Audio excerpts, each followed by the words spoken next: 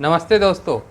Computer के full form में जिन शब्दों का उपयोग हुआ है तो इन्हीं शब्दों का उपयोग क्यों किया गया है, इस वीडियो में आप इसे पढ़ेंगे तथा कंप्यूटर का फुल फॉर्म और कंप्यूटर के फुल फॉर्म में क्या नया परिवर्तन आया है ये भी आप इस वीडियो में पढ़ेंगे। तो चलिए शुरू करते हैं। Full form of computer. Computer के फुल फॉर्म में पहले नंबर पर सी आता है। सी मीन्स कॉमन शब्द का प्रयोग पहले किया जाता था, जिसका मतलब साधारण होता है। सी फॉर कॉमन शब्द का प्रयोग इसलिए किया जाता था ताकि पहले कंप्यूटर लोग चलाने से डरते थे, सोचते थे कि कंप्यूटर हम कैसे चला पाएंगे, हम इंग्लिश नहीं जानते हैं, कंप्यूटर का टेक्निकल नॉलेज वगैरह नहीं है, कंप्यूटर बहुत महंगा होता है। इन कारणों से लोग डरते थे। इसलिए कंप्यूटर के फुल फॉर्म द्वारा लोगों को यह बताया गया तथा समझाया गया कि कोई भी साधारण व्यक्ति इसे आसानी से चला सके, चाहे वह पढ़ा लिखा हो या नहीं पढ़ा लिखा हो, वह कोई भी भाषा जानता हो, इंग्लिश जानता हो या नहीं जानता हो, वो कंप्यूटर को आसानी से ऑपरेट कर सकता है। इसलिए सी फॉर कॉमन शब्द का प्रयोग पहले किया जाता था, लेकिन अब इसके स्थान पर कॉमनली शब्द का प्रयोग किया जाता है। तो कॉमनली शब्द का प्रयोग भी सेम है। कॉमनली का मतलब होता है सामान्य तौर से, यानी कि कंप्यूटर को अब कोई भी व्यक्ति सामान्य रूप से चला सकता है, यानी कि किसी भी सामान्य कार्यों के लिए कंप्यूटर को ऑपरेट कर सकता है। दूसरा जो वर्ड है वह है ऑपरेट। ऑपरेट मीन्स होता है चलाना। यह पहले वर्ड यूज किया जाता था, अब इसके जगह पे ऑपरेटिंग शब्द प्रयोग किया जाता है।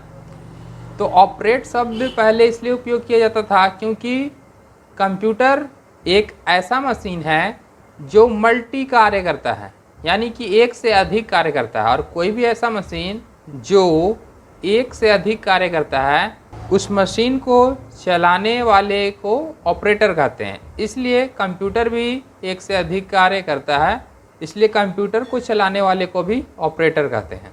और इसलिए यहाँ पर ऑपरेट शब्द का प्रयोग किया जाता था। अब इसके जगह पे ऑपरेटिंग शब्द का प्रयोग किया जाता है, यानी कि संचालित करना। तो कंप्यूटर को संचालित हम लोग करते हैं। यहाँ पर भी इन्हीं शब्द से मिलता जुलता है कि जो मशीन एक से अधिक कार्य करता है उसे चलाने वाले को ऑपरेटिंग कहते हैं, यानी उसे संचालित करना कहते हैं। तो यहाँ पर कंप्यूटर को ऑपरेट किया जाता है, इसलिए ऑपरेटिंग शब्द का प्रयोग किया गया। एम फॉर मल्टी, यानी कि बहुप्रयोग। कंप्यूटर बहुत सारे कार्यों में उपयोग होता है, इसलिए एम फॉर मल्टी शब्द का प्रयोग किया जाता था। अब इसके स्थान पर मशीन शब्द का प्रयोग किया जाता है। कंप्यूटर एक मशीन है।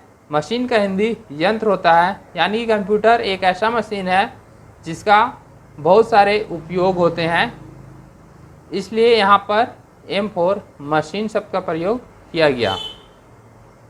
पी फॉर पर्पस शब्द का प्रयोग किया गया था, जिसका मतलब उद्देश्य होता है। कंप्यूटर का उपयोग हम लोग अलग अलग उद्देश्यों के लिए करते हैं, यानी कि कंप्यूटर अलग अलग क्षेत्र में अलग अलग तरह के कार्यों को करता है, जिसका उद्देश्य भिन्न भिन्न होता है, जबकि कंप्यूटर एक ही होता है। अब पी फॉर पार्टिकुलरली शब्द का प्रयोग किया गया है, जिसका हिंदी विशेष रूप से होता है, यानी कि कंप्यूटर एक ऐसा मशीन है जो विशेष रूप से अलग अलग कार्यों को करने के लिए बनाया गया है और जिसका उद्देश्य भी विभिन्न है। यू फॉर यूजेज या यूजर शब्द का प्रयोग इसलिए किया गया क्योंकि यूज मीन्स होता है काम और या कार्य, यूजर मीन्स होता है कार्य करने वाला। तो कंप्यूटर को हम तभी चला पाएंगे जब हमारे पास या तो काम हो या काम करने वाला हो। अगर काम है, काम करने वाला नहीं है, फिर भी हम कंप्यूटर को ऑपरेट नहीं कर पाएंगे। और कार्य करने वाला है लेकिन काम नहीं है, फिर भी हम कंप्यूटर को नहीं चला पाएंगे। इसलिए यू फॉर यूजेज और यूजर शब्द का प्रयोग किया गया है क्योंकि यह भी ज़रूरी है। नए फुल फॉर्म में भी इन्हीं शब्दों को रखा गया है। नेक्स्ट जो वर्ड है वो है टी। टी मीन्स पहले ट्रेड शब्द का प्रयोग किया जाता था। ट्रेड का मतलब होता है व्यापार। कंप्यूटर पूरे विश्व में जहाँ कहीं भी लगा है वह व्यापार करने का ही कार्य करता है। यदि आप अभी पढ़ रहे हैं तो यह भी कंप्यूटर एजुकेशन दे रहा, यानी कि यह भी व्यापार ही कर रहा। एयरपोर्ट, रेलवे स्टेशन में देखे हैं, वहाँ पर भी टिकट काटता है, वहाँ पर भी व्यापार करता है। ऑफिस में, बैंक में भी कंप्यूटर व्यापार ही करता है। यानी कि पूरे विश्व में सबसे ज़्यादा कंप्यूटर का उपयोग ट्रेड के क्षेत्र में किया जाता है,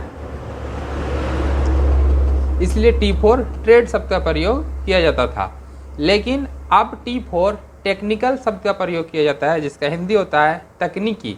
यानी कि अब जो व्यापार हम लोग करते हैं वो टेक्निकल माध्यम से करते हैं, यानी कि पूर्ण रूप से लगभग कंप्यूटर पर निर्भर हो चुके हैं और सारा चीज़ टेक्निकल तरीके से किया जाता है, इसलिए अब टेक्निकल शब्द का प्रयोग किया गया है। E4 एजुकेशन यानी कि शिक्षा, और अब इसके जगह पर एजुकेशनल यानी कि शैक्षणिक शब्द का प्रयोग किया गया है। पहले था कि कंप्यूटर को चलाने के लिए आपको कंप्यूटर का एजुकेशन होना अनिवार्य था, इसलिए E4 एजुकेशन शब्द का प्रयोग किया गया था। लेकिन अब आपको कंप्यूटर को सही तरीके से चलाने के लिए आपको शैक्षणिक तरीके से एजुकेशन होना चाहिए। शैक्षणिक का मतलब हो जाता है कि सीरियल बाई किसी भी चीज़ को सीखना, समझना या पढ़ना। जैसे कि हम चैप्टर 1 फिर चैप्टर 2 चैप्टर 3 पढ़ते हैं, उसी तरह पहली सीढ़ी फिर दूसरी सीढ़ी फिर तीसरी सीढ़ी चढ़ते हैं, या क्लास 1 फिर क्लास 2 फिर क्लास 3, इस तरह से हम लोग 10 साल में मैट्रिक पास करते हैं, यानी कि एक तरीके से पढ़ते हैं। इसी को शैक्षणिक कहा जाता है।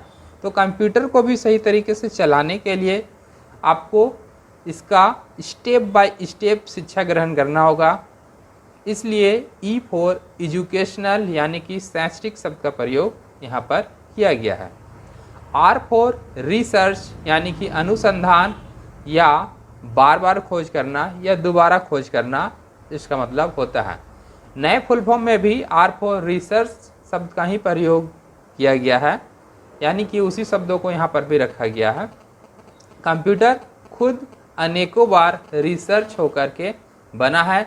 आज जिस रूप में आपको कंप्यूटर दिख रहा, ये बहुत सारे रिसर्च के बाद इसका यह रूप मिला है। साथ ही कंप्यूटर अब अनेक क्षेत्रों में रिसर्च करने का कार्य करता है, इसलिए R4 रिसर्च शब्द का प्रयोग यहाँ पर किया गया है। तो दोस्तों, आप समझ चुके होंगे कि कंप्यूटर के फुल फॉर्म में क्या परिवर्तन आया और यह परिवर्तन क्यों आया है, और कंप्यूटर के फुल फॉर्म में इन्हीं शब्दों का प्रयोग क्यों किया गया है। आपको यह वीडियो अच्छा लगा तो अपने मित्रों, दोस्तों के पास शेयर करें ताकि उन्हें भी इसकी जानकारी हो सके। आज के लिए इतना ही।